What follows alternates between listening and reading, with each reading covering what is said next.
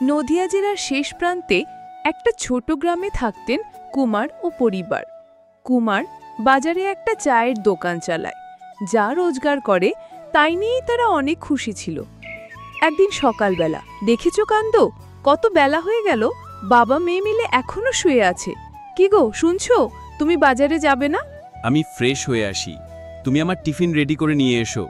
ঠিক আছে, তুমি ফ্রেশ হয়ে এসো, আমি টিফিন রেডি করে নিয়ে আসি।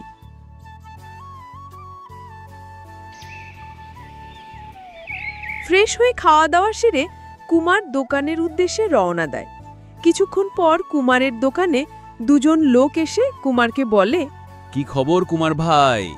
2-3 মাস থেকে চাঁদা দিচ্ছ না, কিছুদিন থেকে কথাও বলছো না। কিছুদিন থেকে আমার শরীরটা ভালো না, তাই দোকানে আসতে পারি না। আপনারা আর কিছুদিন অপেক্ষা করুন, আমি টাকা জোগাড় করে দিয়ে দেব। তোর মামার বাড়ির গল্প তোর মাকে শোনা, আমার এক্ষুনি টাকা লাগবে, তুই এক্ষুনি টাকা দে। আমার কাছে এখন 1 টাকাও নেই, আমি এখন কি করে টাকা দেব? কিছুক্ষণ তর্ক বিতর্ক করে, তারপর ওই দুজন মিলে কুমারকে মারতে থাকে। কুমার হাউমাউ করে কাঁদতে থাকে, কিন্তু কেউ এগিয়ে আসে না।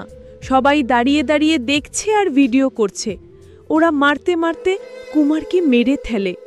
কিছুদিন পর সবাই মিলে কুমারের হত্যাকারীর বিচারের দাবিতে নেমে পড়ে।